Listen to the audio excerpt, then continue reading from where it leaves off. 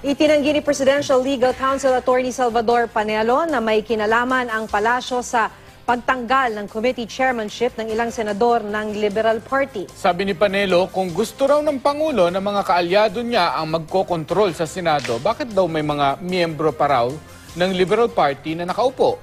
Itinanggi rin ni Panelo ng Senate reorganization ay produkto ng pulong ni Pangulong Rodrigo Duterte sa ilang senador nitong nakaraang linggo.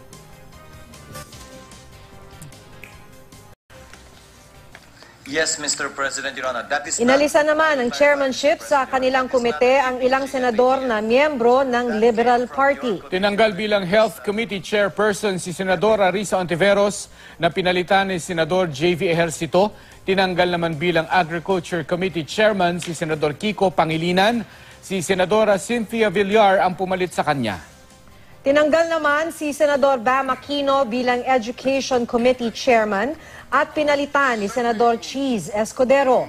Tinanggal naman bilang Senate President Pro Tempore si Senador Franklin Drilon at pinalitan ni Senador Ralph Recto. PTV, Telebisyon ng Bayan. Tinanggal ang mga senador ng Liberal Party sa mga komiteng hinahawakan nila sa Senado. Kung sino-sino sila, alamin natin yan mula sa aming kasama, si Ria Fernandez. Magulat mula sa Senado. Ria? Yes, Princess, 4 na senador na miyembro ng Liberal Party ang natanggal sa kanilang hinahawakang komite. Sa sesyon ng Senado Lunes ng hapon, nagmanifesto si Senador Manny Pacquiao na tanggalin ang committee chairmanship ni na Senador Franklin Drilon, Risa Hontiveros, Bam Aquino at Francis Pangilinan. Pinalitan ni Senador Ralph Recto si Drilon bilang Senate President Pro Tempore, si Senador J.V. Ejercito naman ang bagong Health Committee Chairperson kapalit ni Ontiveros.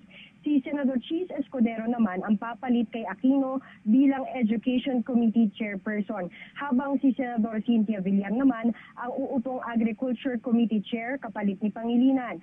Una rito, Princess, ay nagkaroon ng caucus ang majority block kung saan hindi isinama ang mga LP Senator. Sa ngayon, bahagi na ng minority block ang mga ito. Bago ito, sina Senador Antonio Trillanes IV, Recto at Escudero lamang ang miyembro ng naturang grupo. Mula rito sa Senado, ako si Ria Fernandez para sa PTV News. Thank you. Senator Drilon. I adopt the manifestation of Senator Pangilinan, and therefore it is proper at this stage that we rearrange the seats in the chamber. Thank you. Who else? Senator Aquino. Mr. President, likewise, I manifest that I will also be joining the minority. Are you raising your hand, Senator Ontiveros? Yes, sir. Senator Ontiveros. Thank you, Mr. President. I also proudly joined the minority of the Senate today. Salamat po. Thank you. Senator Pangilinan? Yes.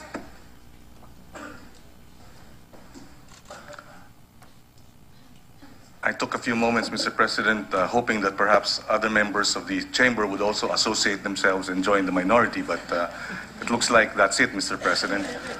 Having said that, Mr. President, we may be allowed perhaps a day or so to sit down with our colleagues in the minority to discuss, if at all, a reorganization or the matter of the issue of who the minority leader will be. And as such, make the necessary manifestations at the proper time, at a later time, Mr. President. Is there any objection to proceed with the reference of business as of this moment? Senator Drilon? So, just to make the records clear, the members of the minority today will be Senator Trillanes, this representation, Senator Risa Hontiveros, Senator Bam Aquino, Senator Kiko Pangilinan. And of course, we speak also for and in behalf of Senator Laila De Lima as a member of the minority.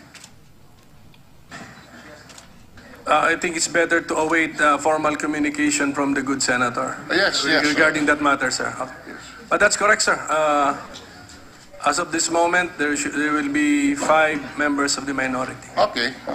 We have no dispute with that, Mr. President. What's the pleasure of Senator Pangilinan? Yes, Mr. President, with the inclusion of at least, well, prior to the reorganization, Mr. President, there were 3 members of the minority. After the reorganization, Mr. President, there are now 5. This will therefore affect the entire proportionate representation in all the committees. May we know how we are to proceed given the change in the proportionate representation of all committees, Mr. President? Majority Leader? Yes, can we answer that question later because we have a pending motion to proceed with the reference of business? Any objection? There being none, the motion is approved. Secretary, let us proceed with the reference of business. Reference of business. Message of the President of the Philippines. Letter of President Rodrigo Roa Duterte dated 15 February 2017, submitting to the Senate's consideration the agreement between the Government of the Republic of the Philippines and the Government of the Republic of Indonesia concerning the delimitation of the exclusive economic zone boundary, which was signed on 23rd May 2014 in Manila, Philippines. Referred to the Committee on Foreign Relations. Bills on first reading. 1349, an act naming the intersection of Jose Abad Santos Avenue, Gapan, San Fernando, Olongapo Road, and the Guagua, Florida Blanca Provincial Road, located at the border of Barangay San Antonio and Barangay Jose Abad Santos, both in the municipality of Guagua, province of Pampanga, as the William Gulanco Junction. Senator Maria Lourdes Nancy Binay. To the Committee on Public Works.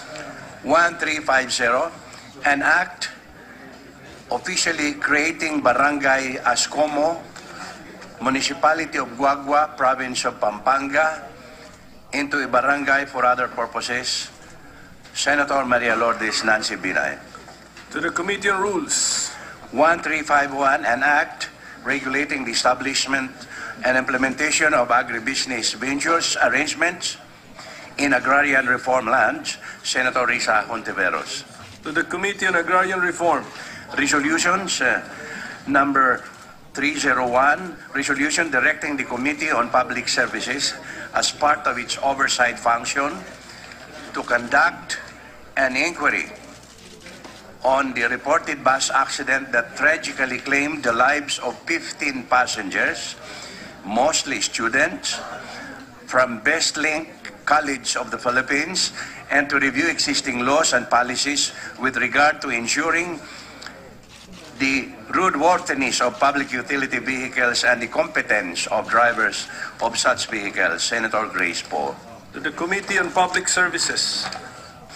302, resolution directing the Senate Committee on Foreign Relations to investigate. At para sa karagdagang detalye mula sa Senado, may report si Jam Sisante. Jam? Yes, Lala. Nagkaroon nga ng mga pagbabago ngayon sa liderato ng Senado matapos lumipat sa minority ang mga miyembro ng Liberal Party.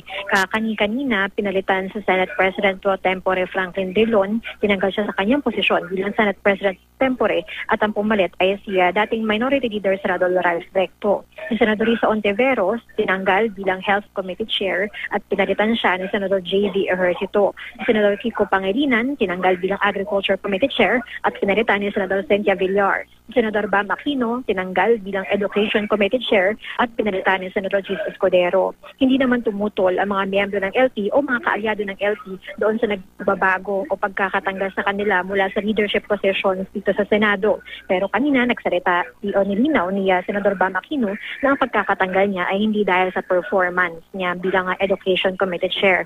At sabi niya, kung ito raw ba yung price to pay para sa pagpunta niya sa EDSA at sa pagsasalita laban sa nangyayaring karahasan katahasan sa gobyernong ito at handa raw siya na yun, bayaran ang price na iyon. Ngayon, inanunsyo na magiging bahagi naman ng minority ang mga miyembro ng LP o mga kaalyado ng LP na sina Senador Pangilinan, Drilon, Aquino at Ontiveros. At hinihintay lang natin yung kung anong magiging pahayag din ng kampo naman ni Senador De Lima na inaasahang sumali din sa kanila sa minority bloc. Lala? Oo, bagaman Jam kanina, parang sinabi ni Senator Franklin Drilon na in behalf of Senator De Lima, parang siya'y magiging bahagi ng minority, pero hindi ito tinanggap ni Senator Pimentel.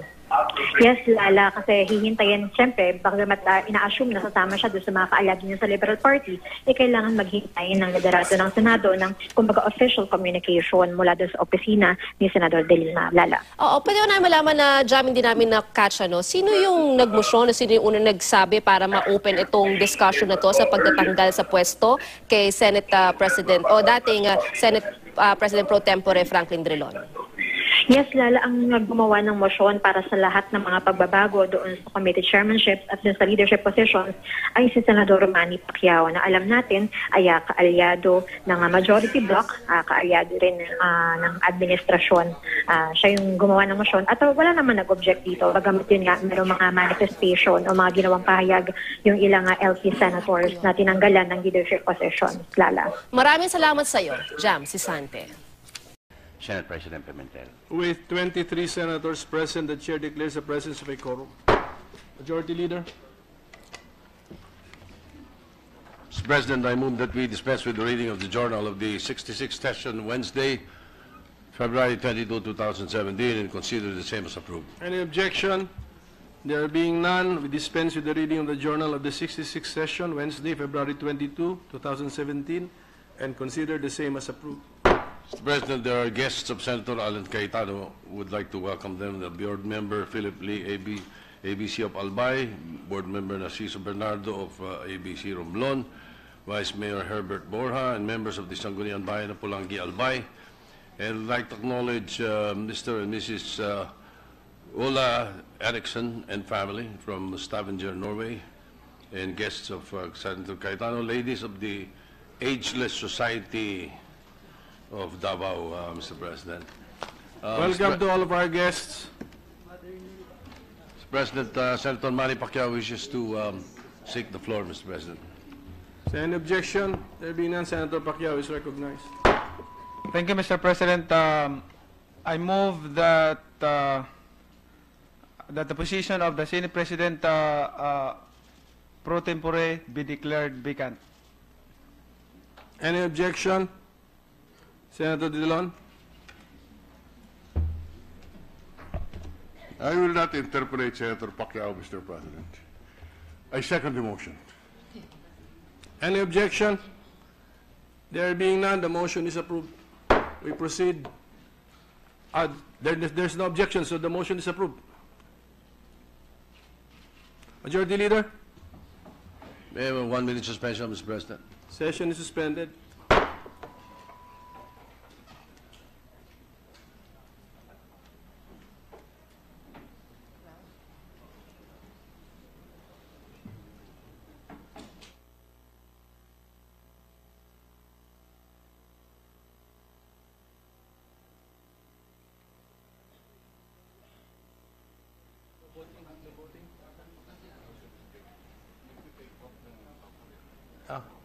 Paki-ready out ka lang.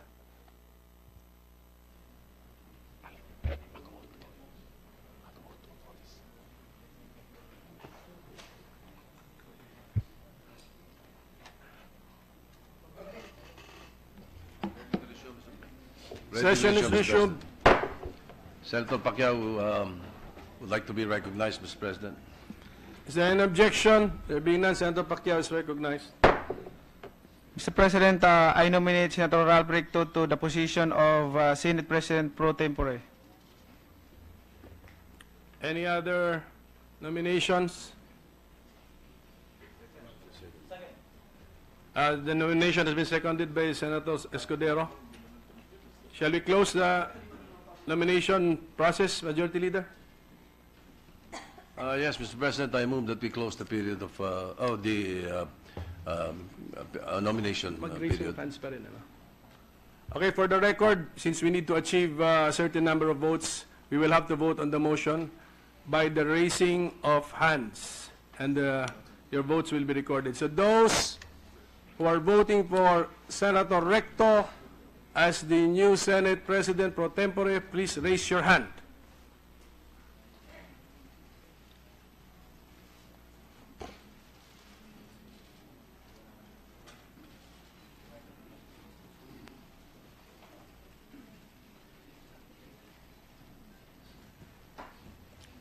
Did we get it?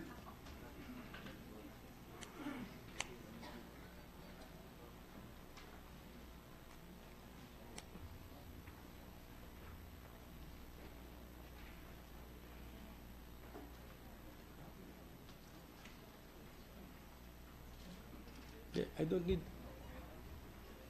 Give me the result, please.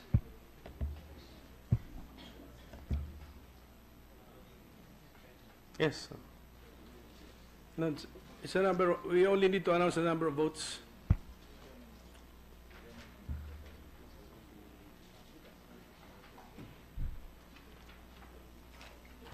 With 17 votes for Senator Recto as the new Senate President pro tempore, he is hereby elected as the Senate President pro tempore.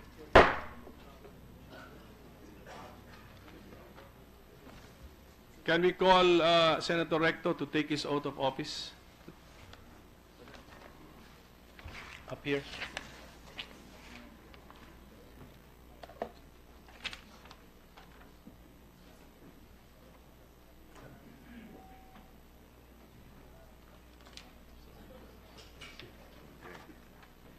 Raise your right hand and state your oath of office. I Ralph Recto, having been elected Senate President pro tempore, having been elected Senate President pro tempore, do hereby solemnly swear do hereby solemnly that swear I will well and faithfully discharge that I will well and faithfully discharge to the best of my ability to the best of my ability the duties of my present position the duties of my present position and of all other I may hereafter hold under the Republic of the Philippines, that I will support and defend the Constitution of the Philippines, that I will support and defend the Constitution of the Philippines, that I will obey the laws and legal orders that I will obey the laws and legal orders and decrees promulgated by the duly constituted authorities, and decrees promulgated by the duly constituted authorities, and maintain true faith and allegiance to the Republic of the Philippines, and that I impose this obligation upon myself voluntarily without mental reservation or purpose of evasion. So help me God. Congratulations. Thank you, Mr. President. Majority Leader.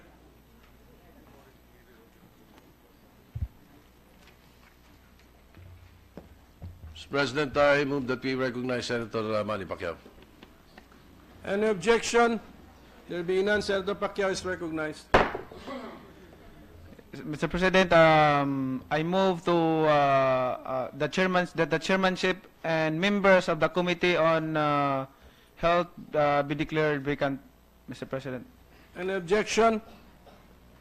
There being none, motion is approved. Senator Antiveros. I second the motion, Mr. President. Thank you. Majority Leader.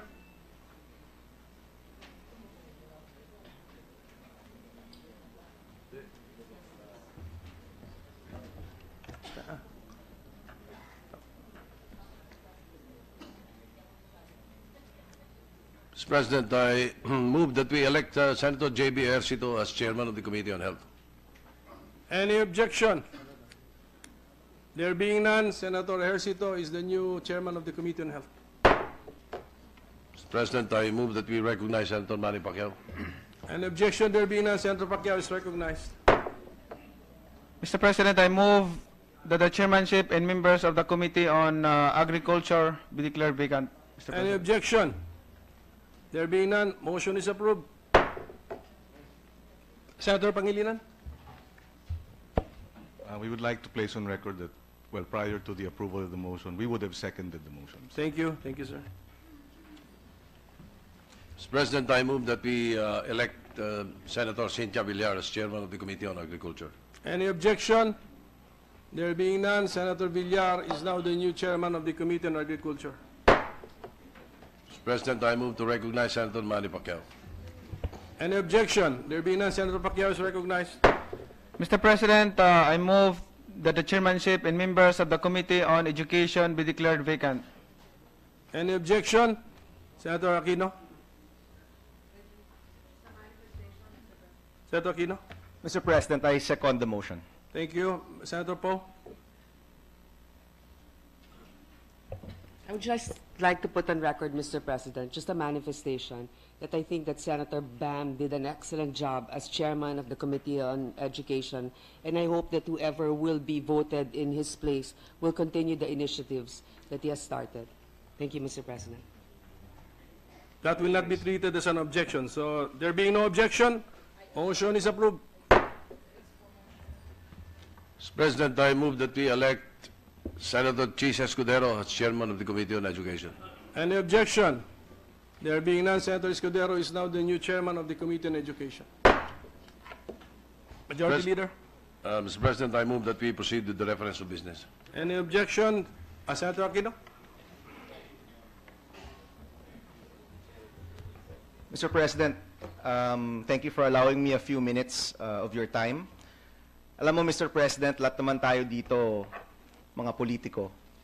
Lahat naman tayo dito mga big boys and big girls. And I take no offense to this removal of my chairmanship in education.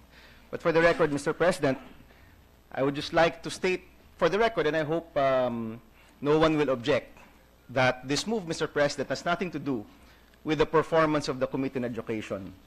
Two of the priority bills that we have filed and are currently discussing and hopefully will pass before the end of March, yung Pagkain Pinoy para sa Batang Pinoy Bill, and of course our Free Higher Education Act, Mr. President, has gone through numerous hearings, has gone through numerous consultations. We've put the time into these bills, Mr. President, and we will support Senator Escudero when he finalizes these bills and hopefully gets a second and third reading, Mr. President, here on the Senate floor.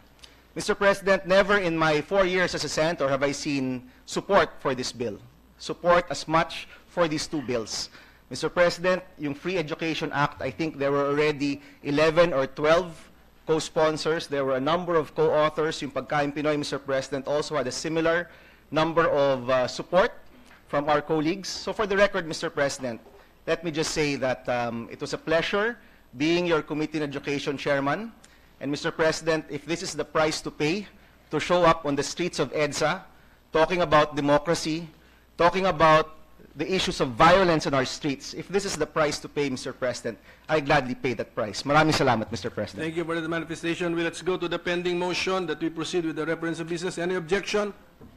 Senator Pangilinan. Just a clarification, Mr. President, before we proceed, we act on the motion. Considering that the former minority leader is now elected as Senate President pro tem, may we know who the minority leader, who will act as minority leader, Mr. President? Senator Recto is recognized. Just a manifestation and maybe to help answer the question. Mr. President, I accept the pro tem and I thank my colleagues, the majority of whom have voted me to the position of pro tem. Precisely knowing or finding out today what will happen, I thought it was best to accept the offer of the majority to be pro tem, to open up the position of minority leader to any of our colleagues who may be joining the minority. At this point in time, I suppose that the minority leader would be Senator Trillanes until the minority decides among themselves who would be the minority leader. Thank you. Senator Pangilinan. Mr. President, with that manifestation, I will place on record that I would like to associate myself with the members of the minority of this chamber. Thank you. Senator Drilon. I adopt the manifestation of Senator Pangilinan, and therefore it is proper at this stage that we rearrange the seats in the chamber. Thank you. Who else? Senator Aquino. Mr. President, likewise, I manifest that I will also be joining the minority. Were you raising your hand, Senator Ontiveros? Yes, sir. Senator Ontiveros. Thank you, Mr. President. I also proudly joined the minority of the Senate today. Salamat po. Thank you. Senator Pangilinan, yes.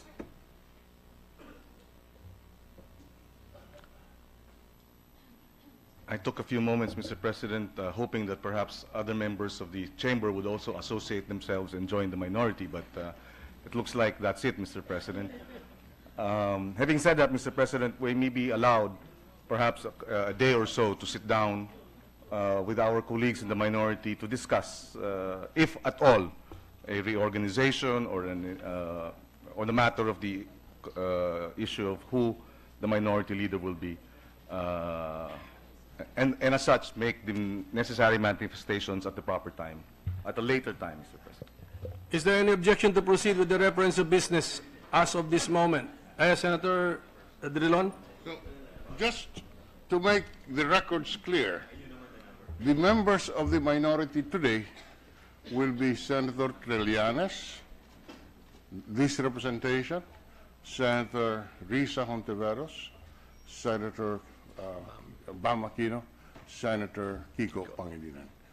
And of course, we speak also for and in behalf of Senator Laila De Lima as a member of the minority.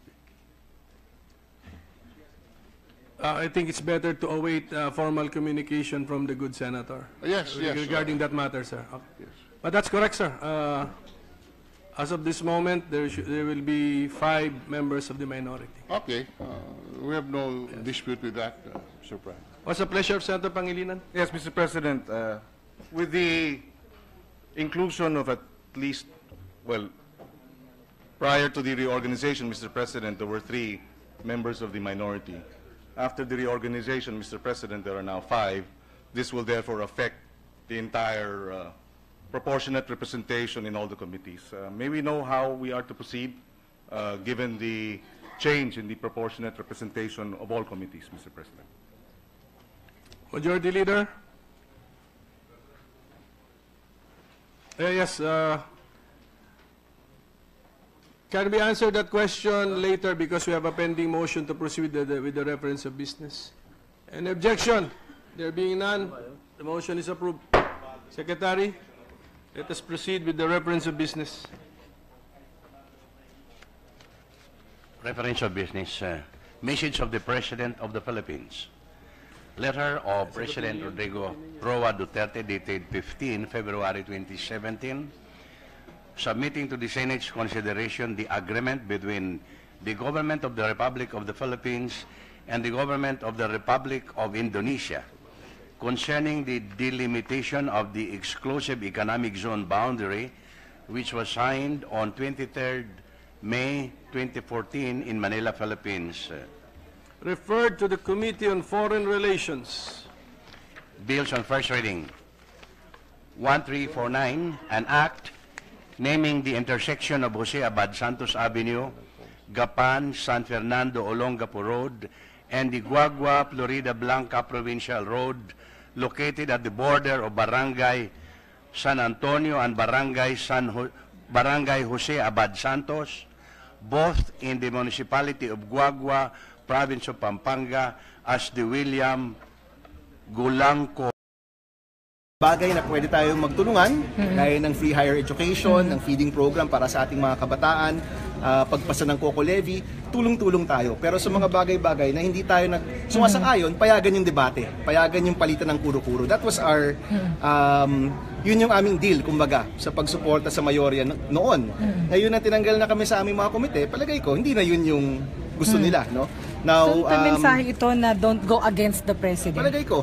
I think klaro naman yun, na kapag mag-umarcha ka sa EDSA at sasabihin mo, kailangan panatilihin yung demokrasya at kalayaan sa ating bayan, masasampulan ka talaga. At yun na siguro yung nangyari sa amin.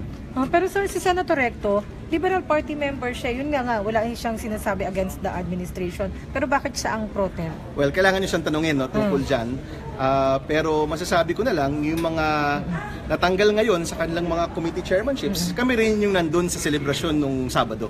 We were also all present there. At dun nga sa mga interviews doon, sinabi namin na mahalaga yung demokrasya sa ating bansa, mahalaga na may kabilang boses na nakikinig yung ating taong bayan, na pinakikinggan yung taong bayan, because demokrasya tayo. And maybe Because of that, after a few days, ayan na, tanggal na kami sa aming chairmanship. Is it it's time na mag-minority na kayo? You think it's the first Well, time? here it is, no?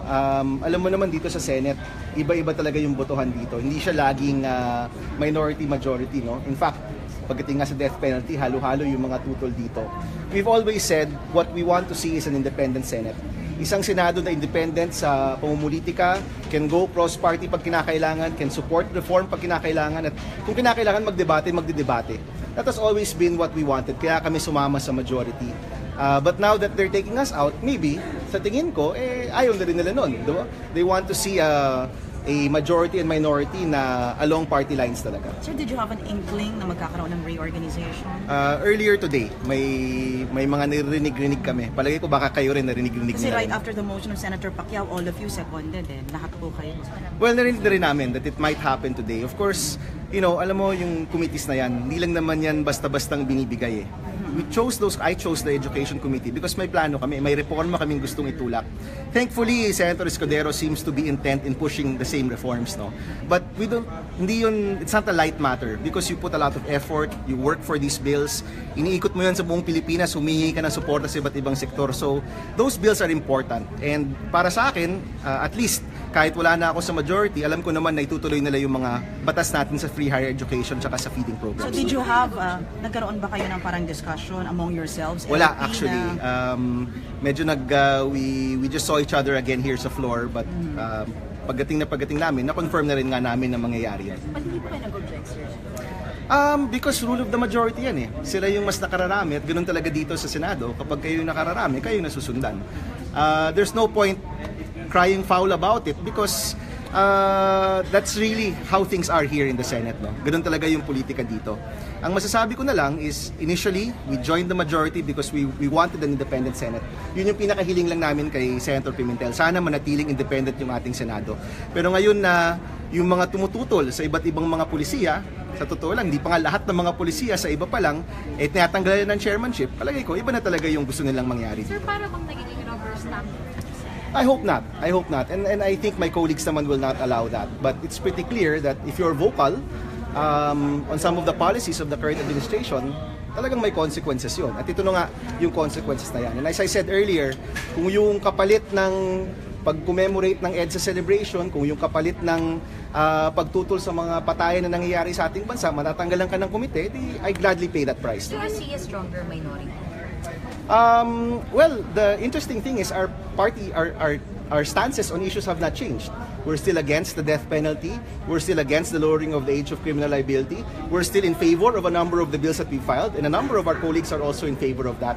So palagay ko yung major dito yung chairmanships, but in terms of policies, I think it will roughly be the same. Okay, salamat. Thank you. Good luck, sir. Thank you. Why don't you ask them? Diba? Hindi naman. How could I answer you? Pero sir, how do you feel about it, sir? Sorry? How do you feel about it na ganun ang nangyari kanina? Nothing. We are not Capitoco. This is a numbers game. They have the numbers. You know, just for the record, the LP supported Senate President Coco Pimentel when we organized the 17th Congress. That's on record. We offered him 6 votes at that time, and part of the reason, part of the votes that he got, the first 13 votes included 6 or 7 from the LP and its allies. So, do you see them being ungrateful? It's just the reality of politics.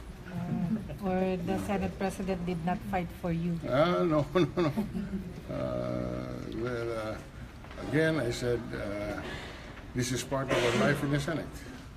Sir, barely a year pa lang po. Sorry? Sir, barely a year pa lang po sa 17th Congress pero may mga major organizations. Now, what does it say about the leadership of Senator Coco? I would rather leave that to those who reorganized us out of the Senate to answer. Wala pala silang utang na loob, sir. Sir, automatic, so no, wala na, hindi na kayo magiging member ng CA, no? You will No. The CA membership is based on a party affiliation. Has nothing to do with that. And so is the membership in the SET. It's based on party affiliation. So, sir, from here on, We are in the minority.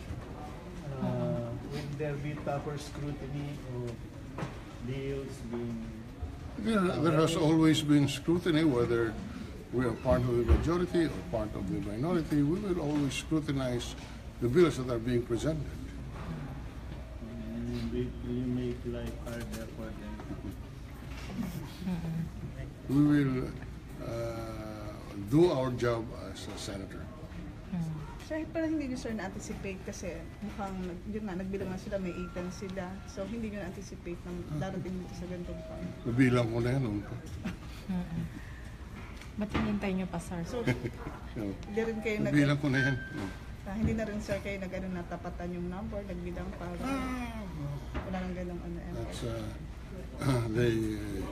the majority decided, so be it. When we become part of the majority, ganon din yan. So, it's just a numbers game in the Senate. Okay? Pero sir, hindi But in so far, pero wala naman, sir, abiso kung yung Constitutional Amendments Committee mawawala rin sa it's inyo. always, the chairmanship in the committee is always the will of the majority. It's up to them what they want to do with it. Thank you, sir. Okay? Si Senator Laila at Pinulong, LP siya, isa siyang kritiko ng administrasyon. So, konektado yan. Pagkatapos nun, kami naman bilang LP ng mga at LP coalition na mga senador, tinanggalan din ng committee. So this is all, ito ay kasama sa plano dahil hindi komportable ang mga administrasyon sa aming pagiging kritiko sa ilang mga bagay. Inilalabas ang palagay nating hindi tamang mga patakaran at polisiya. Parang ang gusto ata administration right or wrong, no? Na hindi naman din tayo papayag sa ganun. So ito ang tinutulan din natin ng EJK at itong Marcos Berial at dahil nga rito nakita siguro ng administrasyon na panahon na para kami ay tanggalan ng mga kumiting ito. So, may kamay Malacanang sa nangyari, sir? Alam mo, Malacanang, administrasyon, isa lang yan, di ba? Isang ano yan, meron silang mga allies dito, meron silang kaalyado dito sa Senado, at lahat yan ay tumatugma. So you felt betrayed by your colleagues who voted to... Hindi. Alam mo, nakadalawang term na ako, pangatlong term ko na ito. So, we saw it, we saw the writing on the wall. Ika nga, na talagang hindi sila papayag dahil sa ating pagiging, sa ating pambabatikos sa ilang mga patakaran ng pamahalaan, lalo na dito sa extrajudicial killings, pati dito sa death penalty, kasama din yan. Tapos yung mga botohan sa Senado, no? If you will remember, kami yung bumoto na kailangan si Las Cañas ay imbestigahan ng Senado. No? Merong ilan sa majority na talagang sa administrasyon na hindi natuwa yan. Bago nun, yung pag-imbestiga ng immigration, initially ayaw imbestigahan yan. Kung maalala ninyo, ayaw imbestigahan yung corruption ng mga deputy commissioner na konektado rin sa Malacanang. Kami rin ang nagtulak na magkaroon ng investigasyon dahil nga nire-refer sa Committee on Civil Service, pero sa huling banda, nag-hearing din, no? Ang Blue Ribbon Committee. Napalagay natin hindi mangyayari kung hindi kami nagtulak na magkaroon ng investigasyon doon. Sir, anong next move ng minority or what can be expected of the minority? Nag-usap kami kanina ni Senator Trillanes, Senator Drilon, myself, Senator Bam. Of course, we will have to get the manifestation ni Senator De Lima and we'll take it from there. Initially, sinabi on the floor, ang magtatayong minority leader ay si Trillanes. Nung nag-usap kami, sabi namin lahat, no? We will find a consensus. Actually, nagpapasahan kami. Ikaw na. Si Frank pinasa sa akin, ako pinasa ko kay Bam, si Bam pinasa ulit kay Trillanes, si Trillanes pinapasa sa akin. So, parang basketball. Hindi. So, sino likely? Wala pa. We will see. At least, makikita mo na walang nag-aambisyon. No? At lahat ay willing to give way. So, magandang simulain yan. Sir, some development, what does it tell you about the leadership of Senator Pimentel? Well, obviously, he has to toe the line. Ang concern natin dito talaga yung independence ng Senado. Ito ba ay nakukompromiso na? Dahil sa napakaraming taon, the Senate has always been a bastion of independence, no? And a check and balance sa ating executive department. So, yun ang concern natin. Nawawala na ba ang pagiging independente ng Senado at magiging sunod-sunuro na lang ba ang Senado sa eksekutibo? No? Anong pakiramdam niya, sir? Basta hindi kami papayag. Pero susuportahan natin pa rin yung mga palagay natin patakaran na makakatulong sa bansa at sa ating mga kababayan, pero tututulan natin yung mga patakaran na palagay natin ay hindi tama. Pero compromise ang independence ng Senate ngayon? Yes or no? Well, alam mo, itong administrasyon kasi na ito, hindi sanay sa kritisismo at mga batikos. So, siyempre may epekto rin yan sa Senado, lalo na dun sa mga sabihin na natin ayaw, no?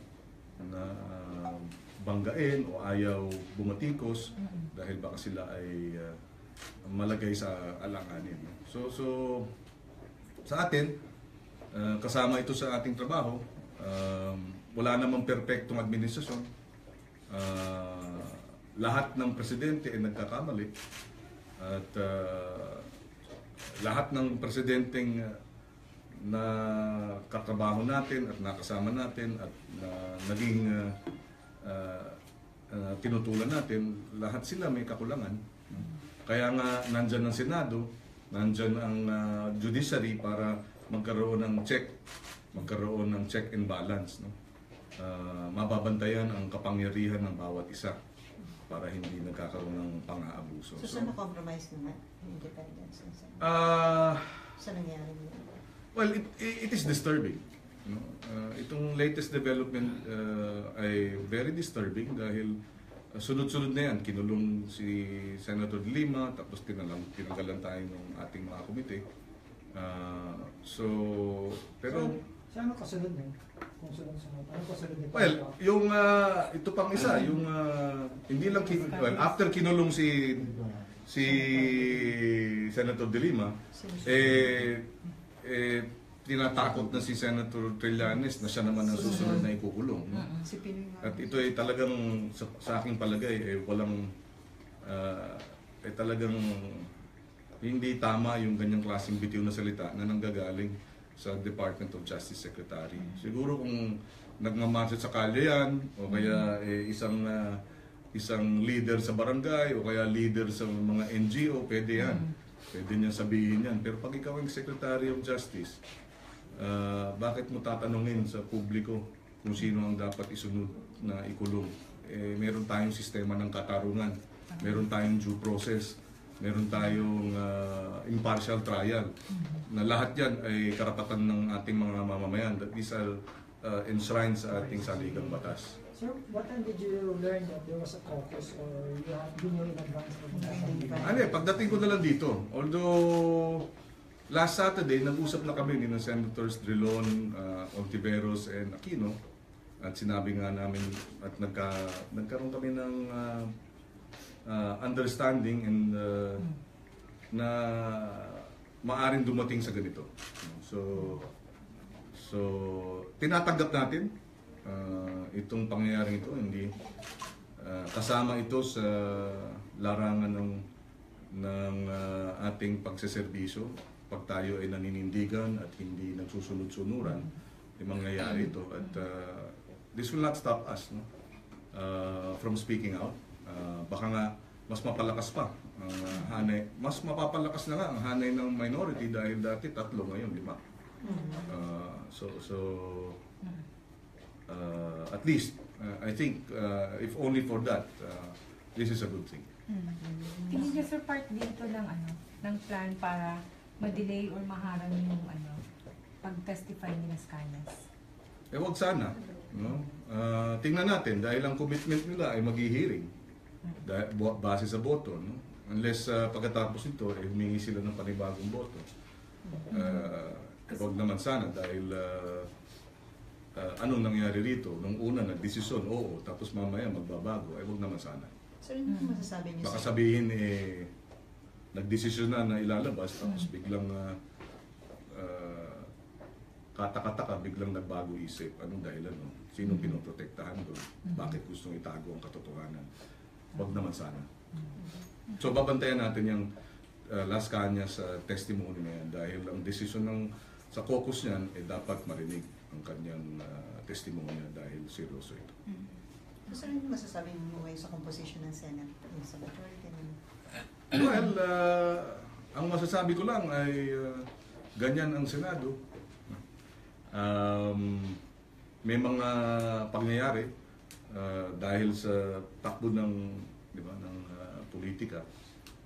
Pero sa atin, huwag mag-aalala ang ating mga kababayan, hindi tayo matitinag, this is the price we have to pay for our being independent at pagpupuna sa ilang mga palagay namin hindi tama.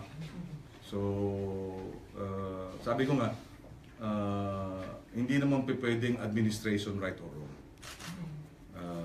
Dahil lahat naman ng administrasyon mayroong mga kakulangan. Sir, yung as Liberal Party President, yung mga LP allies niyo po sa House, should they also vote from the majority? Well, we're actually meeting them tomorrow. This was already set prior to this latest development. But precisely, as party leader, I felt we have to be a step ahead in terms of being able to draw yung ating consensus, support, consultations. So hindi pa man ito nangyari, nakaschedule na kami bukas. May meeting. But sir, chairmanship niyo sa iba pang committee? Nananatili din sir. Wala akong ibang committee. Yun din ang isa sa nakakalungkot dahil siyempre malapit sa akin ang agrikultura at yan ang ating advokasya. So like yung kay Senator ba, may economic affairs? Paano ibang? Yung isang committee lang ang tinanggalan. Yung isa ma-retain. Yes. Isa lang pala sa inyo. Sa ngayon? Parang tigdadalawa kayo.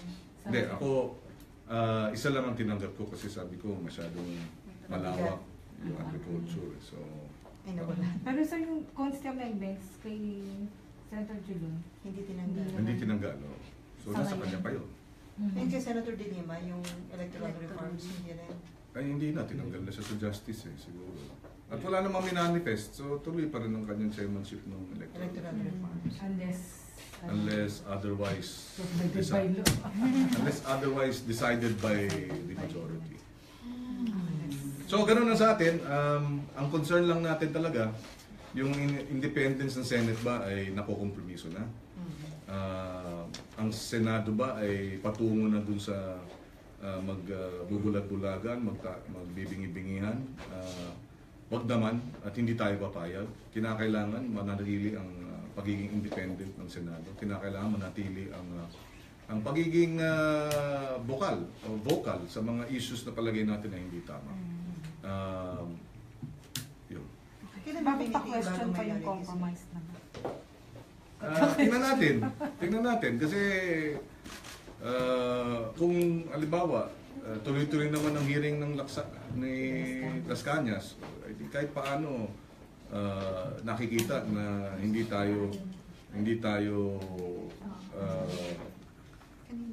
hindi natin tinatakpan ang katotohanan. So wait and see tayo.